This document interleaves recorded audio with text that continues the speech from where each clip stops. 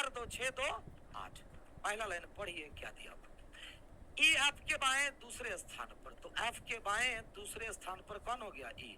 E F के बाएं दूसरे स्थान पर और ए के दाएं तीसरा, तो ई एफ के ना बाएं दूसरा और ए के दाएं तीसरा। और भी कुछ है क्या? बी जी जो, अच्छा इसमें भी है, बी जी जो ई एफ का निकटतम पड़ोसी थी, ये लाइन पहले बैठा लो। जी जो ई एफ का निकटतम पड़ोसी नहीं है, तो जी किसके बगल में नहीं बैठेगा? एफ के बगल में नहीं बैठेगा और ई के बगल में। तो जी कहाँ बैठेगा? या तो यहाँ, हाँ कि ना? जी कहाँ बैठेगा? या तो यहाँ। तो जी जो ई एफ का निकटतम पड़ोसी नहीं है, तो बी इसी जी के दाएं तीसरे स्थान पर। तो बी जी के दाएं तीसरे स्थान पर। तो क्या जी के दाएं तीसरा 1 2 3 हो सकता है? जी के दाएं तीसरा हो सकता है। आगे क्या कहा? सी बी के दाएं से दूसरे स्थान पर।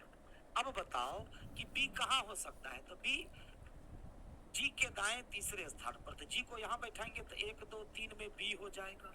जी को यहाँ बैठाएंगे तो 1 2 3 में बी यहाँ हो जाएगा। अब कहा सी बी के दाएं दूसरा, तो बी के दाएं दूसरा सी यहाँ, या बी के दाएं दूसरा सी यहाँ। आगे कहा डी ए के ठीक बाएं और एच के बाएं तीसरा है।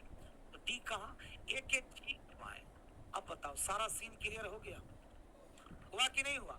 तो डी ए के ठीक बाएं और एच के बाएं तीसरा, तो एच के बाएं तीसरा। अब बताओ जी यहाँ से कैंसिल, तो यहाँ कौन हो गया? जी।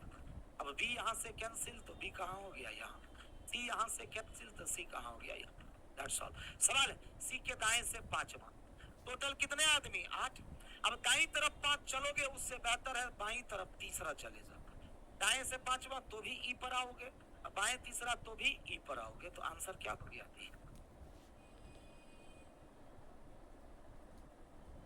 आज लग